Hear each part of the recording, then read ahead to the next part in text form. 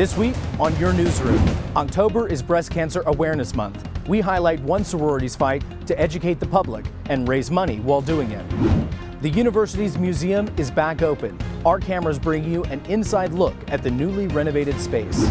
Plus, after a strong fall with a young roster, we catch up with our golf team as they begin to prepare for the spring. If it matters to you, it matters to us. And it all starts right now. This is Your Newsroom with Andy Cole and Amara Lewis. Plus, your team of reporters in the field covering stories that matter to you. Now from the Georgian Media Group, this is Your Newsroom. Hey everyone, welcome to Your Newsroom. I'm Andy Cole. Amara Lewis is off this week. Big Man on Campus is one of Zeta Tau Alpha's biggest events of the year. But for some members, the cause it supports hits close to home. Your Newsroom's Aaron Ware reports. Zeta Tau Alpha sorority takes pride in their national philanthropy, which is breast cancer awareness and education. During October, Breast Cancer Awareness Month, Georgia Southern's Zeta Tau Alpha chapter hosted many events within the community to raise money and awareness for the cause, a cause that hits a little too close to home for some of the members. When I was 10, my mom was diagnosed with breast cancer, so she's 10 years in remission now. That was a big thing that impacted my family growing up and everything, because cancer is a really big, scary thing and you don't know what's going to happen. One member felt a strong calling to step up as Zeta's philanthropy chairman this year. Almost everyone on my mom's side of the family has had breast cancer, so it was something that connected me to this chapter. And the more that I thought about it, the more I was like, I want to be hands-on with everything that we do for this chapter with our philanthropy. Aaron spent the past year planning fundraising and awareness events for this month, including a pink out game at Paulson Stadium, Kick for a Cure at a Tormenta soccer game, and even started a new tradition called Pinking Out the Fountains in Swainsboro, Metter, and Statesboro. So that way when you're driving through those downtown areas, everyone's going to see that fountain and be reminded of it being that month. Zeta's biggest philanthropy event of the month is a week-long competition known as Big Man on Campus. This year's Big Man on Campus event, which happened last week, included 12 fraternities going head-to-head in different competitions each day of the week. Even though it is a big competition and all the fraternities are trying to fight against each other to win the title and raise the most money, everyone just kind of comes in and we all have a good time together. The competition ended Friday night with a pageant held at Statesboro High. For the talent section of the pageant, each fraternity choreographed a dance to perform in front of a panel of judges and the audience. Each fraternity spends around a month practicing their routine. This year's winner of Big Man on Campus was Kevin Daniels from Sigma Alpha Epsilon. While Daniels was excited about his win, he wants to remind everyone what the week is truly about. Philanthropy is like a real thing, and it's why we're here, and that's why we exist. Fraternities are all fun and games until it boils down to raising money for others and impacting the community around you. This year marks Sigma Alpha Epsilon's third year in a row of winning Big Man on Campus at Georgia Southern. You can learn more about Zeta's philanthropy on their website at georgiasouthern.zetataualpha.org. And don't forget to connect with the Zetas on Instagram at ZTAGSU. Earlier this month, one of the oldest buildings on campus opened back up for the first time since closing in fall of 2019. Your Newsroom's Asa Barley gives us an inside look at the newly renovated Georgia Southern Museum. When the museum closed fall of 2019, staffers saw it as an opportunity. The roof had sustained structural damage and the exhibit halls needed to be renovated. Now, after 3 years of work, the museum is back open. I think it's always important in a museum to constantly change and update things. So even though that the artifacts and the fossils we have are old and they may not change in and of themselves, the way we interact with visitors and the way we as humans interact with each other changes over time. Since it opened in 1982, the museum has been dedicated to providing students and members of the community an opportunity to learn about the physical and cultural history of Southeast Georgia. It provides a really unique opportunity for students on this campus to be able to come to this museum that focuses specifically on coastal plain Georgia, so they get to learn about the people and the organisms that lived in this area in the past. The museum boasts seasonal exhibits, which change every semester.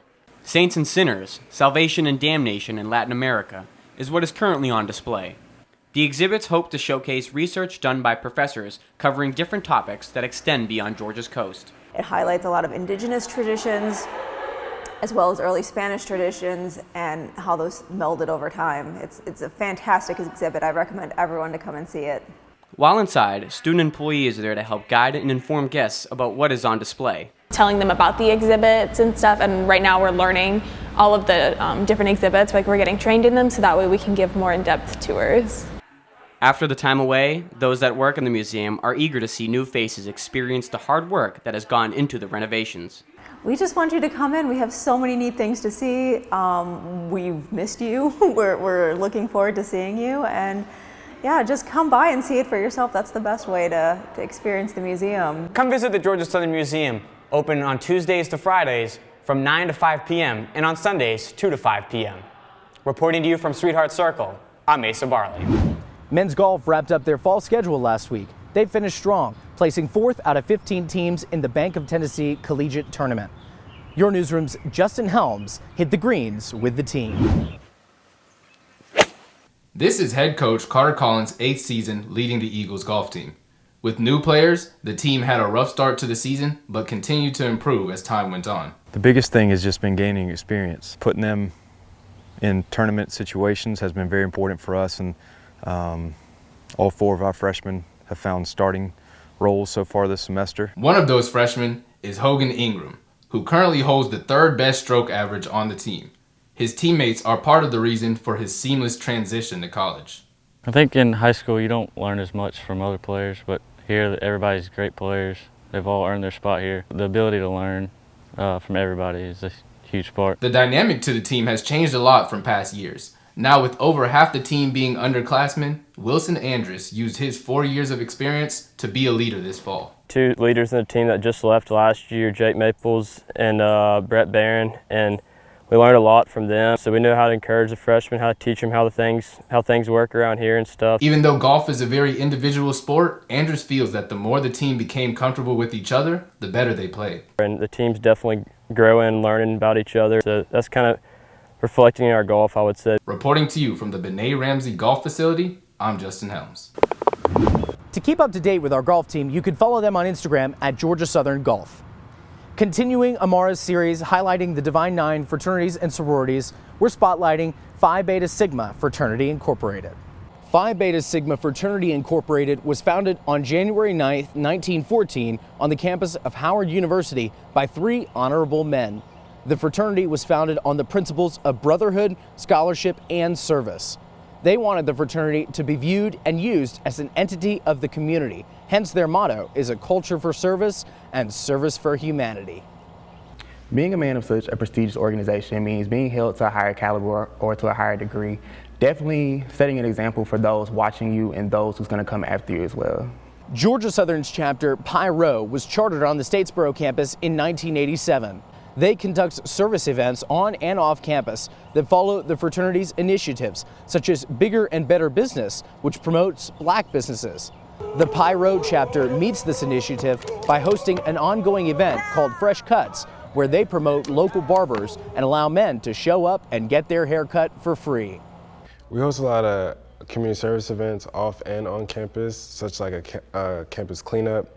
We do a lot of mental health forums, and pretty much more than that. You can stay up to date with the Pi Rho chapter by following them on Instagram at pi_Rho_maniacs. That'll do it for this week. We encourage you to connect with us on social media at Your_Newsroom. For now, for Amara and for all of us at Your Newsroom, I'm Andy Cole. We'll see you next week. So long.